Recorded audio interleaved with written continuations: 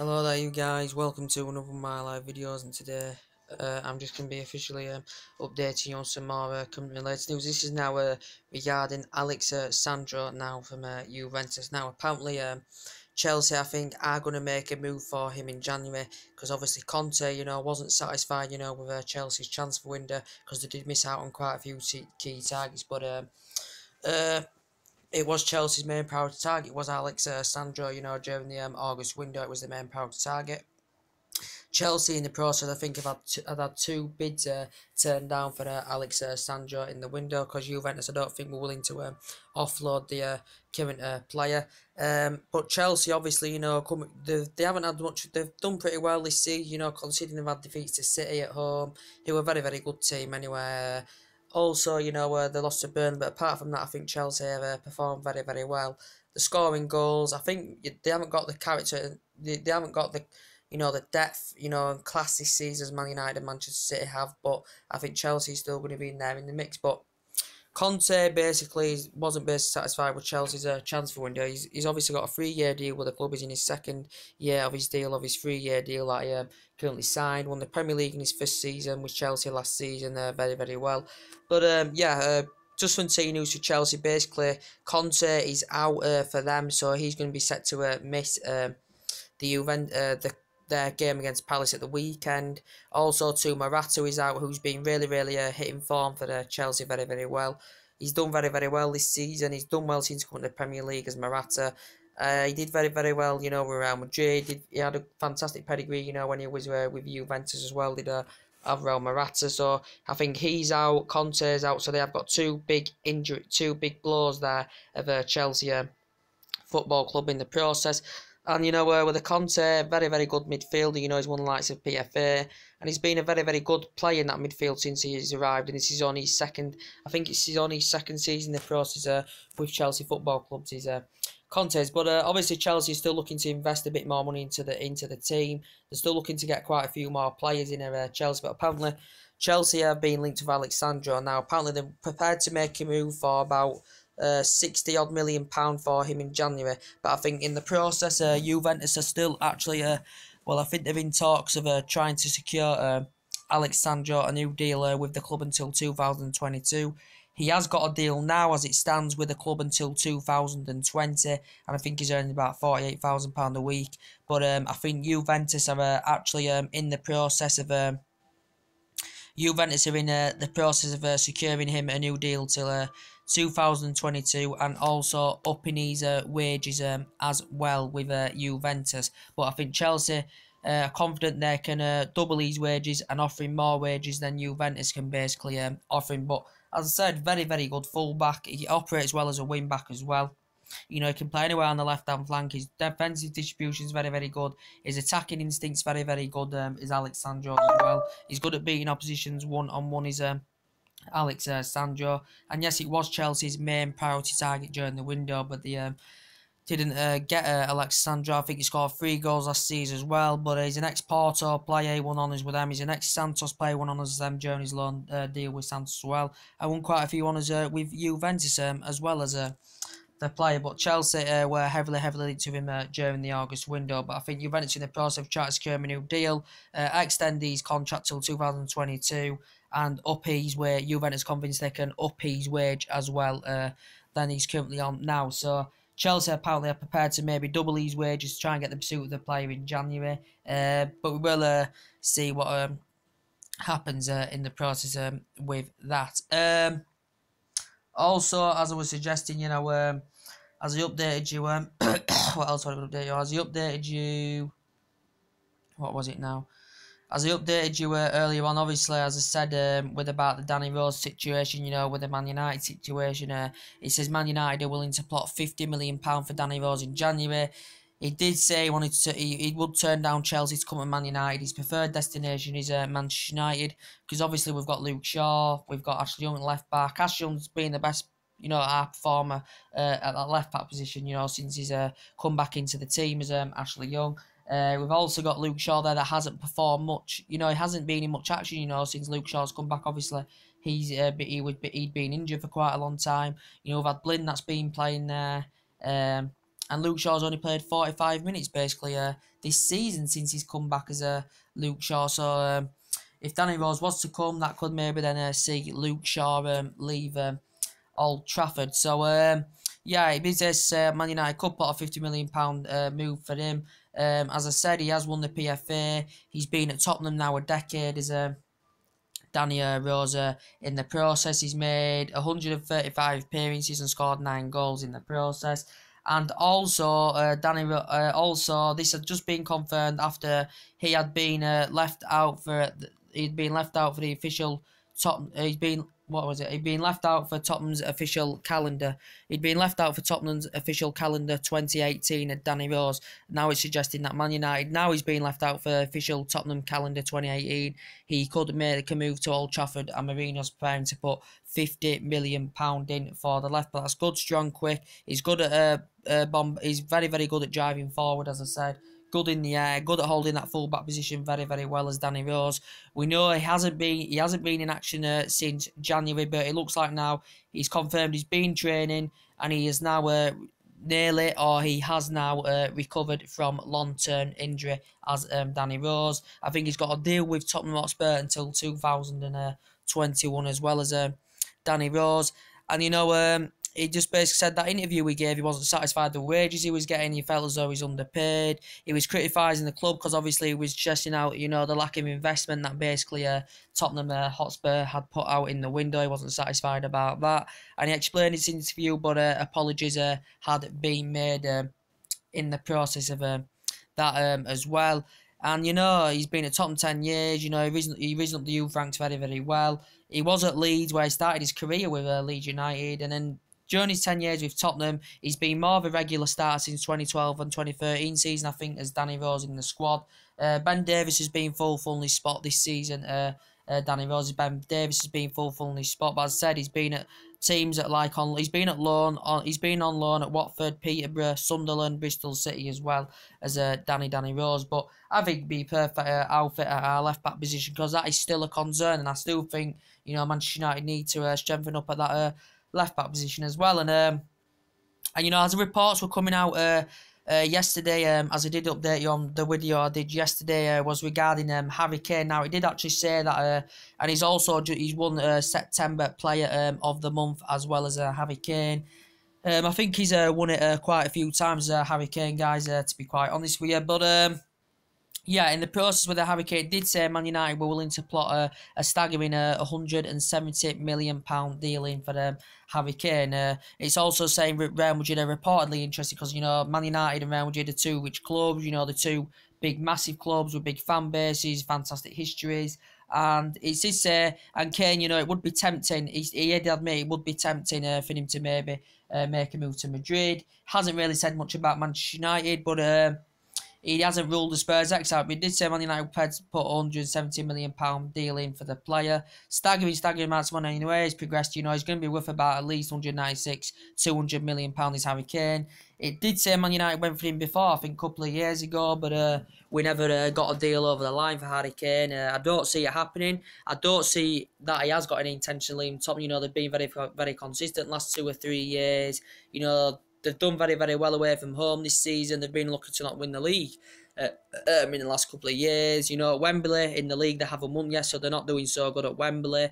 They're still waiting for the new stadium at Tottenham Hotspur. But yeah, with the Harry Kane situation, as I said, he made his professional debut, early senior debut for Tottenham Hotspur in 2011 against Hearts in the Europa League, and his progression in 3 years, Harry Kane's, has just been absolutely fantastic. We know he's been on loan at quite a few places as well. We know he's won the Golden Boot in the last couple of years. We know he's won PFA, Player of the Month.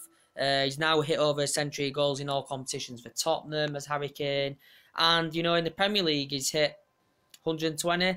No, in the Premier League I think he's hit 108. I think he's hit 84 goals in about 120 appearances in the Premier League as Harry Kane, so he's not far from hitting a century. He's not far from hitting a century goals in the Premier League now. Is Harry Kane, but he scored I think 6 goals this season so far as well. He's the best striker for me in the Premier League. He's on that same level now, definitely, as Ronaldo and Lionel Messi. I think, we've got Romelu Lukaku, who's bagged 11 goals in all competitions for us this season. He's not far away from hitting a century of goals now in the Premier League, and I think if Harry Kane was to come to United, him and Lukaku, would be an absolutely fantastic partnership, and, they're definitely a complement each other very, very well in the process. Kane made 30 appearances last season, 29 goals as well. But yeah, very, very good player. But I just can't see Tottenham wanting to offload him. But when you do get offered loads and loads of money, it is very, very tempting indeed. But this is what reports were suggesting, that Man United are willing to put a £170 million deal in for him. But obviously we know Real Madrid have done business with Tottenham in the past, with the likes of Bale and Luka Modric as well.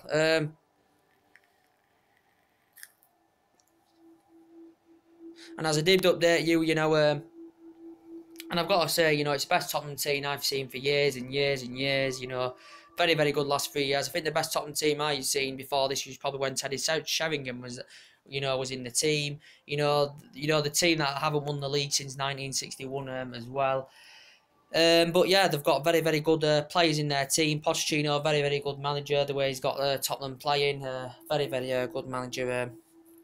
Indeed, in the process, and as I updated you earlier on, with the as I said, with the line on the Messi situation, for Manchester City, Manchester City being heavily linked to him. It did say obviously they're willing to put a staggering £358 million deal in for the line on Messi. Obviously we know PSG are the team that have invested a lot of money in the August window, for the deal for the Neymar. Obviously the structuring the deal for them Mbappe. Obviously they avoided off a couple of players, to avoid financial fair play regulations. But, that can be beaten, that Neymar deal. That can be beaten. Even if you were to get the pursuit of Harry Kane, that would probably beat the Neymar deal, because, apparently he's probably worth more than Neymar now. He's Harry Kane at this day and age. So, yeah, so what I'm basically saying is about the Lionel Messi situation. £358 million Manchester City were prepared to put in. It has confirmed Barcelona have been in discussions of trying to secure Messi a new deal, a new contract, a new deal that would keep him at Barcelona until 2021. We know Iniesta just signed a new deal there, an extension there as well with Barcelona. I don't think he has yet signed that current extension. Obviously, Pep Guardiola has worked with Lionel Messi in the past as well. His current deal ends next summer. Lionel Messi's, but as I said, apparently now Barcelona want to keep him. Presumably still the best player in the world without a doubt. They still want to keep, and as I did update you, they are willing to offer Lionel Messi a signing on bonus, and it's in the region of £80 million. Is his signing on bonus?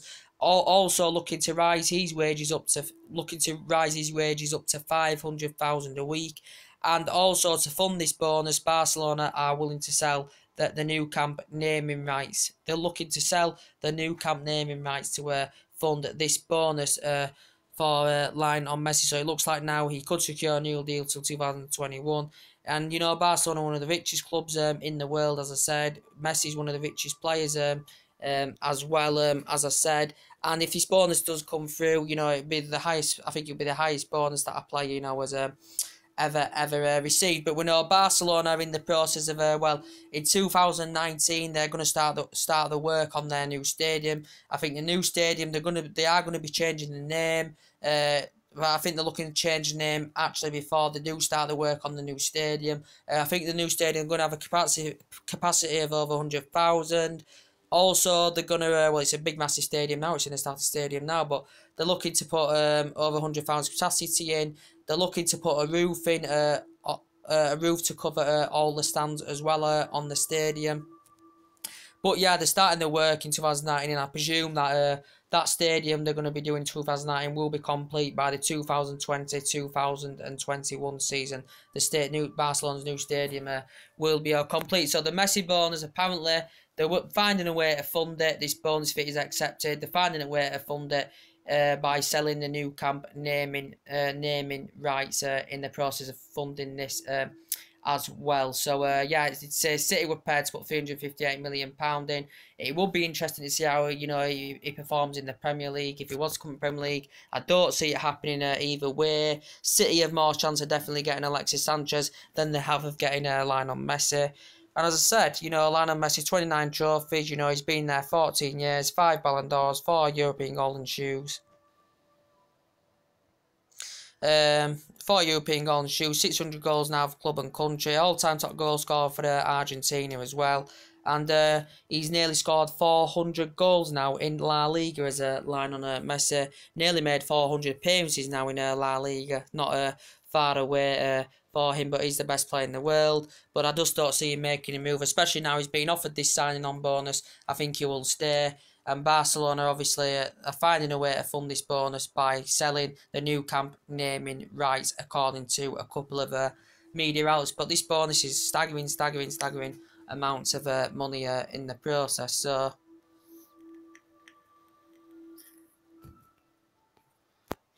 So we'll see what happens about that. And but I still think, City are emerged as a front runners basically to go on and get Alexis Sanchez. Alexis Sanchez case said, coming to an end of his deal. Raising up the ranks from underneath, he's won 3 FA Cups in 4 seasons with Arsenal. He's now made over a century appearances for Arsenal. He was fantastic with Pep Guardiola at Barcelona, with Sanchez. Arsenal paid £35 million for him. This is his 4th season in the process. And Wenger has admitted that Sanchez and Ozil could go in January, or at least one of them could go in January, because obviously they'd rather generate the funds rather than let them go free next summer, or at least gain funds on one player, or maybe let one go free next summer if he doesn't sign a new deal, of course. But I think they maybe could both go in January. Obviously, Sanchez was demanding a higher wage. He turned down 300,000 a week from Arsenal. He said he wanted Champions League football, did Alexis Sanchez. And so many teams, have been interested. Paris Saint-Germain willing to offer him a signing on fee of 10 million.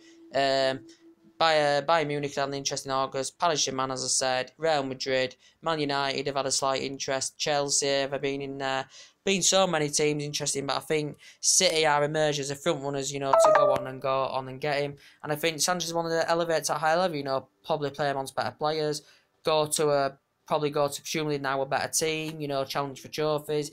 And he's not going to be doing this with Arsenal. This is what Alexis Sanchez wants in the process. So it's very, very understandable. But City would have got a deal over the line for him at the end. But obviously Arsenal couldn't find their replacement in the process. So a deal never materialised. But City are convinced they can get a deal done for him for £20 million in January, especially.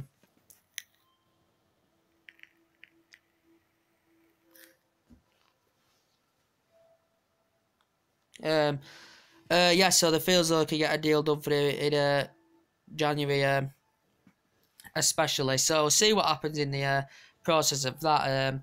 But obviously Arsenal will want them replacements in the process. And as I actually updated you the other day about the what would I updated? I updated you about the Gareth Bale situation as well, didn't I, guys? About the Bale situation. Apparently, did say about because Man United, we know, have been interested in Gareth Bale. It did basically say that Florentino Perez were actually willing to offload Gareth Bale, but he did say he were willing to generate the funds that Real Madrid had paid Tottenham for him in 2013. So he has now been at Real Madrid 5 years. He has won 10 honours in the process during his time at Real Madrid as Gareth Bale. But obviously due to his injuries and stuff that he's been receiving during his time with Real Madrid, Real Madrid have been under pressure basically to sanction him off. But apparently now Florentino Perez is willing to sanction a player off. I don't know if Gareth Bale does want to make the move. For me, I think he's satisfied in Spain at the moment. Man United didn't get a deal over the line for him in August. We've heard the rumours a lot of the times of him, leaving, coming to Man United, and, a deal has never materialised for Gareth Bale.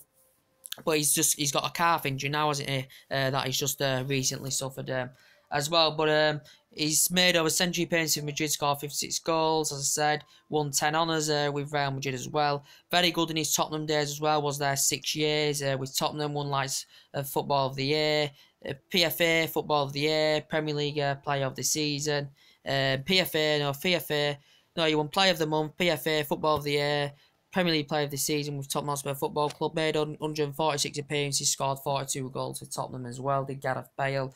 And, risen up the ranks fantastically well with Southampton, he played as a left-back, but since he'd been at Tottenham, he'd become more of an attacking player, Gareth Bale. And, he's good, he's strong, he's quick, his physical attributes are very, very good. He's good at putting balls into the box as well as Gareth Bale. So yeah, very, very good player, as I said. But for Wales, second highest top scorer for Wales, on over 60 caps, and he's been named Welsh Football of the Year a record 6 times in the process of Bale. So yeah, it did say they were willing to offload Bale next summer for £89 million. So £89 million they are willing to offload. So they basically could generate the funds that they initially paid for Bale from Tottenham back in 2013 at Real Madrid. But see what happens in the process with that. What else would I update you on? What else is to update you on? As I did update you with the I'm trying to think here. And yes, as I did update you earlier on, didn't I, about the Thomas Lemar situation. He could be available next summer, could Lemar, as I said. The Vice President of Monaco has come out regarding Thomas Lemar, and he's basically come out and suggested that Monaco may be willing to offload him next summer. There's a chance that he could leave Monaco next summer. I think this is his third season in the process with Monaco. I think last season he scored 19 goals in all competitions, 17 assists for the player last season. So he did very, very well last season for Monaco Football Club. We know they generated a lot of money in the window for the departure of their players. They lost a lot of their best players. I think they generated nearly £300 million in sales for the departure of their players. Monaco also won the La Liga for the first time in nearly 2 decades last season. And did well in the Champions League, but it's come out and basically said the Monaco president has come out and said they're willing to offload him next summer, maybe January, probably won't get offloaded in January, but he did admit Arsenal and Liverpool were interested in the player. He did say Arsenal were the closest to getting the player, but the Monaco president said he's still an essential key player for the team, and he also admitted that Lemar did want to make the move to the Premier League during the August window, but we know that a deal never materialised because Monaco had rejected a couple of bids from Arsenal, and then basically they'd rejected 2 bids from Liverpool. And right at the end, Arsenal had put a £92 million bid in for the player, but this had been accepted. But apparently, the player then didn't want to make the move to the Emirates Stadium. He can, as I said, his versatility is very, very good. He can play anywhere in the middle. He's creative, he's tenacious, he's competitive. He can play anywhere on each flank on the wings as well. Thomas Lemar, but he's an ex-Cham player, as I said, ex-Cham player, made 32 appearances with Cham, made his senior day with France in 2016, also very, very good for France, as well as Lemar. So yeah, teams could go for him next summer in the process. So yeah, it was a Liverpool target as well towards the end of the window. So a deal never materialised, so maybe teams may go for him next summer in the process of that as well.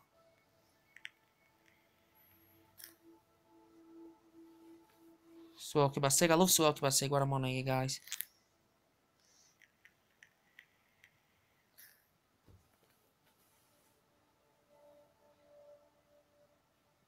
I just love smoking my cigarette whilst I am on my channel, so sorry if that is a short. So I am also going to be going on FIFA 18 later as well, so let's get back onto it. And also, you know, with the Mesut Ozil situation, as I do keep updating you, don't know what's going to be happening with him. Could he still stay at Arsenal? Do not know. He did confirm basically that the contract talks have basically stalled between the player, Ozil, and his current representative, that the contract talks have stalled in the process of that. But yeah, Arsenal had paid £42.5 million for him, you know, the highest paid fee for the German player. Jose Mourinho, he's still actually looking to address the midfield, obviously looking for a long-term replacement for Michael Carrick, you know, who is likely to retire at the end of the season. But for me, Ozil, you know, Inter Milan have been interested in him, but I think, you know, he turned down £275,000 a week from Arsenal. He was initially demanding he's been demanding a higher wage, but he did come out the other day that no team were actually preparing to pay the wage he was demanding, which was about over 300,000.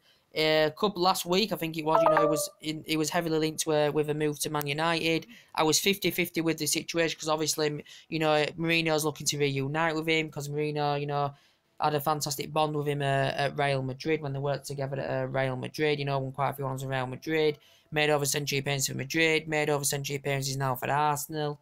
And he's a player that's good at creating chances. He's good at creating opportunities, yeah. He's good at providing assists as well as Music Ozil in the process. But yeah, I don't really know, guys, to be quite honest with you, but I don't think they're nowhere near close to securing Ozil a new deal. Whether he'll go in January to ask them cashing on him, whether he'll go next summer on a free transfer if he doesn't sign a new deal, I do not really know in the process about that, guys, as well. And with the Emre Can situation, basically still reporting out last week that Man United were interested in him as well. He's another he's another good young midfielder, is Emre Can. Versatility, very, very good. Can play as defensive mid, can play as centre back, can play as a full back. And I do really, really like Emre Can. Very, very good with Munich. Played well in the reserves team. And then he went on loan to Leverkusen, and then Munich, Liverpool had bought him for £110 million nearly. Since he's made over 100 appearances, very, very good for Germany as well. Not too bad for Germany, to be fair. He's Emre Can, but I think Liverpool have been in the process of trying to secure Emre Can a new deal. But I think he's been demanding a release clause, as I said, as part of the deal. But Liverpool also lost a couple of players, didn't they? Saka and Origi. They could still see Emre Can maybe going January or next summer free chance if he doesn't sign a new deal. And especially if Naby Keita does arrive in January, especially he could then leave the club as well. But Liverpool still need to strengthen the defensive area up, as I said. With the as I said, Philippe Coutinho could still go as well. Barcelona are convinced now they can get an 120 million deal done for him. Their most creative midfielder, and he's one of the best creative midfielders in world football. Since he's been at Liverpool, he's made over a century appearances, scored loads of goals. Very good for Brazil. Was injured, so he missed the first 4 or 5 games. The first 4 or 5 matches for Liverpool. Due to his injury, Philippe Coutinho. We know now they have got Sadio Mane out with an hamstring injury, I think, for 6 weeks as well. Adam Lallana's still out for them. Adam Lallana, I think, still out for them. Yeah, Adam Lallana, Nathaniel Klein. So they do have problems in the team, the Liverpool, but I think Barcelona can get him in January for £120 million. But yes, going into the game now tomorrow, for me, this is going to be an absolutely fantastic game of football for me. I think Man United are going to do it, considering the form of both teams. Liverpool are in good form, we're in fantastic form, scoring goals, Rashford's performing, Martial's performing, good 2 young age talents. Romelu Lukaku now 11 goals in all competition. I think these players can expose pressure. They can expose pressure, cause problems for Liverpool's back line, because Liverpool defensively are very, very bad.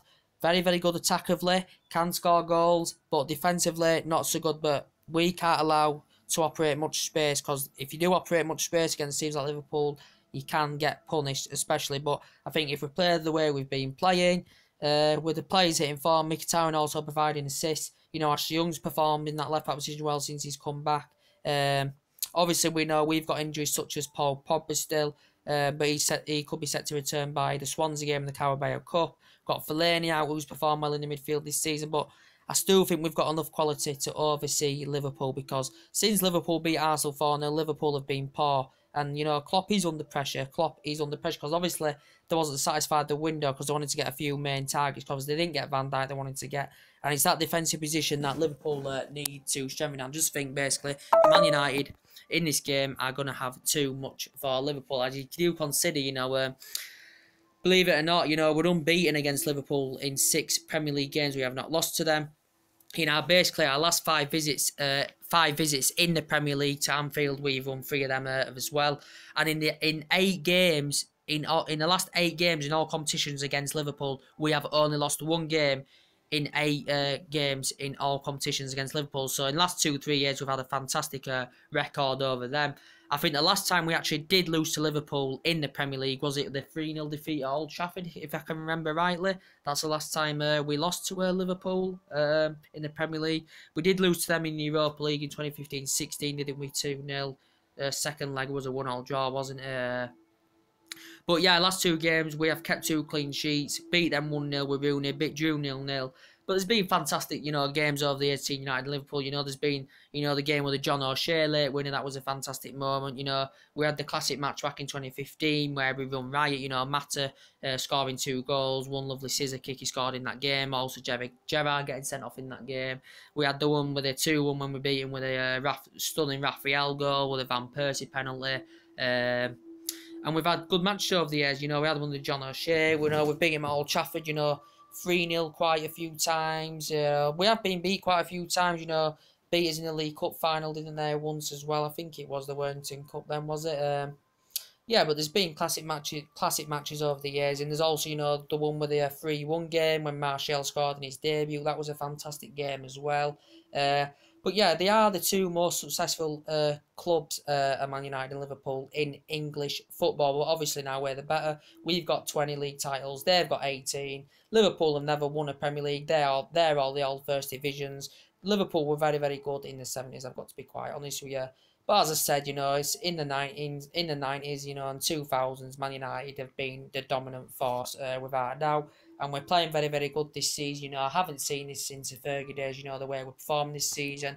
You know, we're not leaking many, many goals as well. But yeah, can't see even Liverpool getting top four this season, you know, the way they're playing. It's going to be a very, very entertaining game of football. You know, both teams are going to be revved up for it, as it is a big, massive game. For me, Liverpool are not title contenders. They're not title contenders as much as we are, Manchester City are, Chelsea are, but it's, for me, it's still one of the biggest games of the season, you know, with a bit of rivalry between the two teams. It's going to be a fantastic game of football.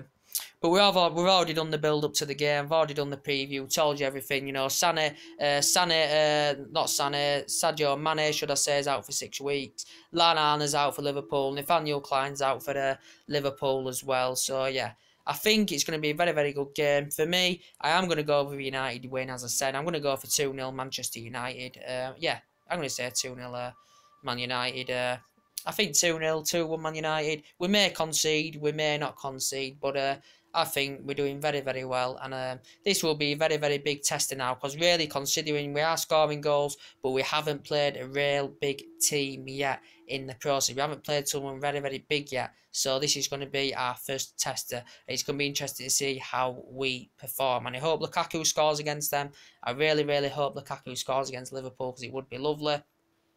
But yeah, we'll see what happens in the process. So anyway, guys, that's everything today. Drop your comments, likes below on my channel. Subscribe to my channel as always, and take it easy, and I'll see you later. Bye.